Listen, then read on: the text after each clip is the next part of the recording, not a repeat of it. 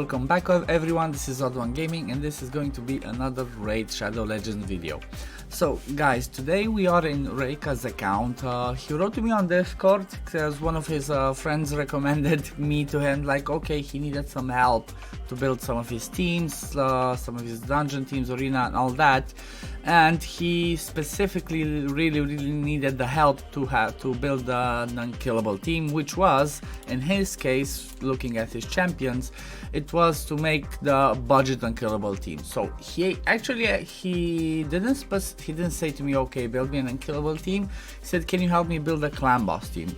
And I looked through his champion, through his roster. We had the options to do, you know, we could have gone the counterattack way with Tatura and all that, but I saw, well, you know what, since we have a Maneater, since we have a Painkeeper, we have a Seeker, so if we're gonna get at a certain point a second Maneater, it could actually be made into a Bat Eater. So I said, okay, let's have a look, and I found the options to build him a budget unkillable. Since I'm doing that, I said, okay, let's talk about it. How is this team made? How do you get the best potential out of it? How do you build it? What do you need to look into? And all of those things. So I said, okay, let me make a guide on the actual budget unkillable, and specifically this version is called the ultimate budget unkillable. The reason why it's called like that is because it works on all three difficulties. So it works on Ultra Nightmare, Nightmare, Brutal, and it works on all affinities as well without having to swap any piece of gear. So normally on the budget unkillables you have to swap a piece of gear for different difficulties, you have to swap a piece of gear for different affinities and all that funky stuff. But this one's the best in my opinion, like the ultimate one. If you can get it to a point where you 2-key Ultra Nightmare, you don't need to change anything else. There are options. We could have had an option to bring counterattack or ally attack champion in there, but for those ones you need to specifically change pieces of gear. Who wants to do that? You know, who wants to constantly change pieces of gear while they're building their clan boss team? It's annoying, you forget. So like I said, I just said, okay, let's have a look. He had decent champions, he had good options, and we started building it.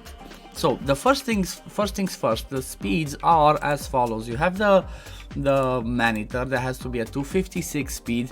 I haven't tested this much myself, like going under or over, and whenever I build teams like this, I try to usually get it specifically on the dot. If I cannot get specific, if I get one speed less or one speed higher, I test it. If it works, I leave it. If not, I do the exact speed. So this is the Maneater speed. Obviously we try to get a little bit of damage because you want to heal up between the hits. So it's 256 speed. Then we have the Painkeeper, which is the second fastest in this comp, is 223 speed, 100% crit rate. Again, you want to do some damage. Fane's our main DPS, like the fastest one, 188 speed. You want the accuracy. I just need to max out her accuracy as well, but I didn't do it yet because we were short on silver. So you want her to have 230 plus accuracy for Ultra Nightmare to land the debuffs. So when it comes to Ultra Nightmare, you want a minimum of 230 accuracy. 250 is preferred on all of your champions, but you know, you do what you the minimum that you can to get more damage in the end, you know. Then we have Geomancer, which was our second DPS, needs to be 180 speed, same principle, 100% crit rate, good accuracy. And then we have Occult Brawler, which is the stun target in this case. And we run him at 129 speed, same accuracy for that, lots of damage, and different stats here when it comes to HP and defense. So the whole idea behind the stun targeting, which is the most important and the trickiest part in the doing the budget unkillable, is the fact that you need a person that will take the stun to have the lowest percentage of their HP. So in order to do that, you want them to have the highest HP in your whole team but the lowest defense. So in our case, Occult Brawler has 43k HP. If you look at the other ones, 35, let me see, come on, 30, 29 and 38. So basically, like I said, the Occult Brawler has the highest HP but the lowest defense. The reason why it works like that is because If everybody gets to like 0 HP, before the stun comes, Painkeeper comes with her heal on her A2, which heals for 15% of her, so of Painkeeper's max HP, everybody else. And because the clan boss targets the person has the lowest percentage of HP, percentage means if, as an example, let's say a cold brawler has 10k HP. If he's at let's say 6k HP, he has what, 60%. But if other people have more HP, let's say they have like they have 9k HP as a max, but they have 6k HP, their percentage is higher. Like, I hope I explained it right. It's a bit early for me, but I hope I explained it the right way. So that's the whole idea, and the easiest way to like control the stun targeting is to have the highest HP and the lowest defense. At the same time, you have to bear in mind that this one also depends on the affinity. So the clan boss usually likes to target, he avoids certain stuff. Like he avoids too many buffs, certain buffs, he avoids steadfast mastery, this one that Painkeeper has over here, but most importantly he likes affinity. So as an example, this team will work on Void, will work on Spirit, will work on Magic, because on Magic he will definitely be the stun target because of his affinity, and because we have another one as well, it's like it's still gonna count as the percentage. However, this team will not work on Force. So basically, because on Force he would be strong affinity, the clan boss would try and target somebody else. So on Force we would need to prepare, for example, because we already have we have Spirit and Force, so we only have 2 affinities, we would need to prepare a stun target, Force affinity. It can be Magic, but you'd rather just make it Force to make sure it goes to the other one. So you can prepare somebody wrong affinity, or you can prepare somebody the same affinity that's like neutral and will be the same principle, highest HP, lowest defense, to make sure he will get the target. This is one of the most complicated things to achieve in the Budget Unkillables in general. However, that is something that can be manipulated, I believe, like pretty easily with the rings. So as an example, let's say, okay, my Fane has really low defense, like she's almost same defense as a cold brawler, but she still has lower HP as well. If she would be the target at the beginning, and because she's losing too much, I would just change this attack ring into a defense ring, or like into an HP ring with defense. Same thing, maybe I cannot do it with the ring, I might change something with the amulet or with any other piece. So it's like tweaking a little bit. It's not as easy to build, but as soon as you get it working, as soon as you finish tweaking and you get it to work, it will always work for you.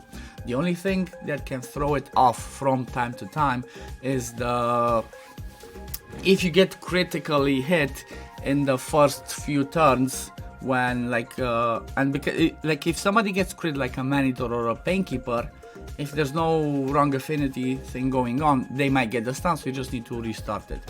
It can happen like once every, I don't know, 100 runs, but it can happen. So just keep an eye on that. If you see that the stun goes on a different champion, just check your HP, see what happened. If it's crit, it doesn't mean that your team does not work. It just means that your team was crit.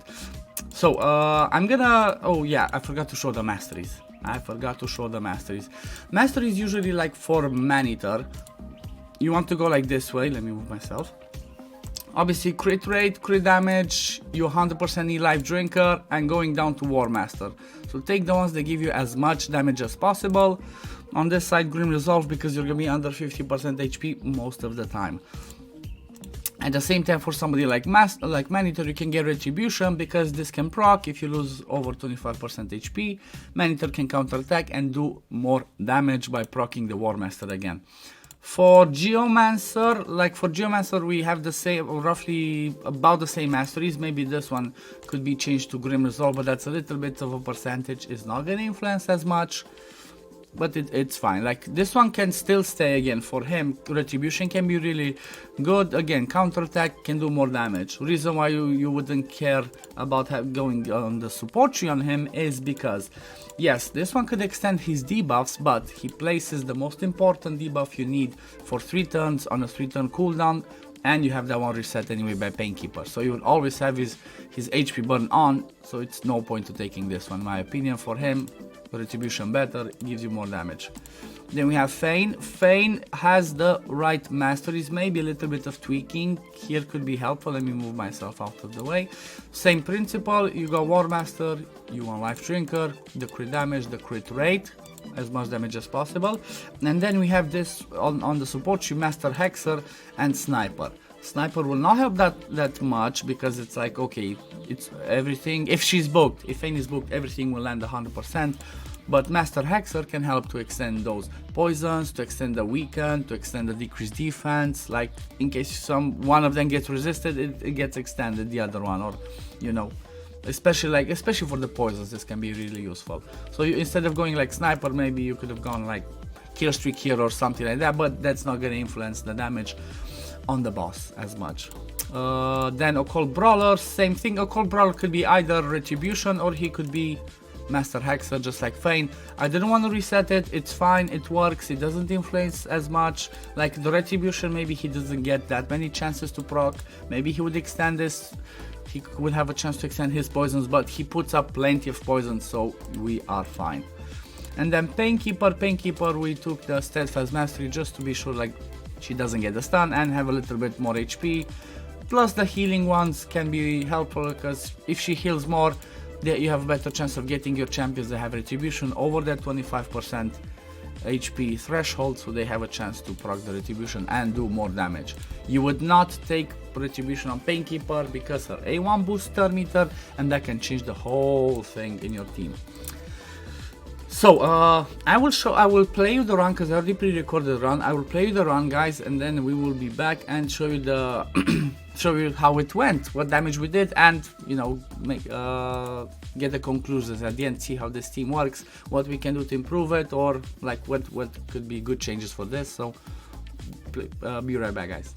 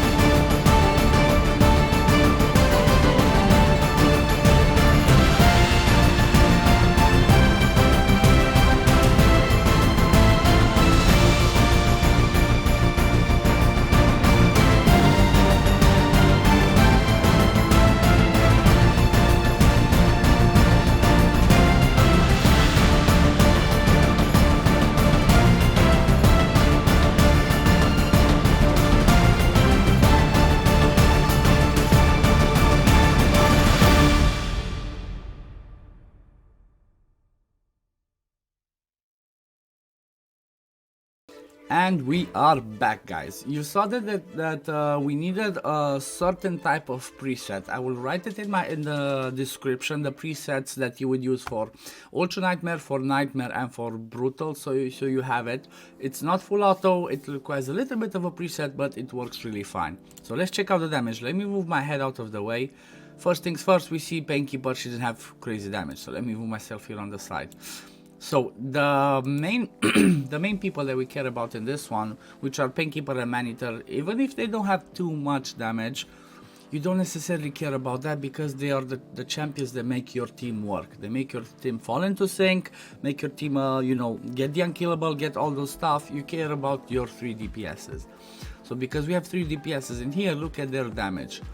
Geomancer, which most of us know is a beast. Like, if you're new to gaming and you don't know that yet, Geomancer is insanely good champion because of his A3 that does lots, that can reflect damage back to the clan boss and does a lot of damage. As you can see from here, 14.7 million damage. Fane did 8.4 million damage. She was really useful because of her poisons, because of her decreased defense and weaken. So she's even though she was like our main DPS, she still didn't do as well as Geomancer, but she enabled everybody else to do a little bit more damage because of her decreased defense and weaken.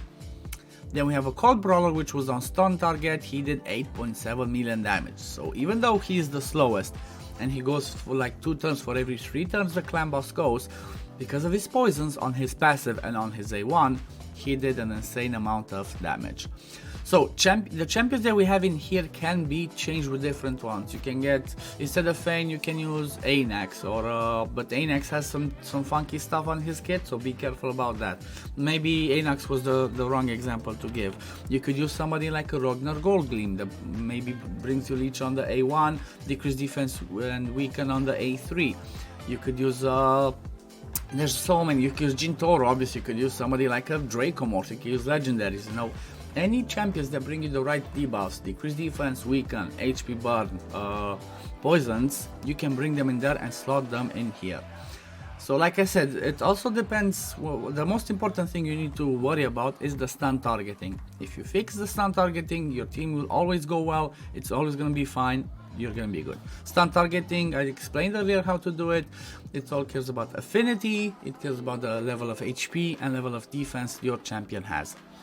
So this was it for today, guys. I hope you enjoyed this video. I hope this guide helps many of you out there, because I know the Budget Unkillable is one of the most used clan boss teams in the game, because not everybody has 2 Maneaters or a Roshguard or a Cernic, Warcaster, Demeth, or any other champion to go there and make like different clan boss teams.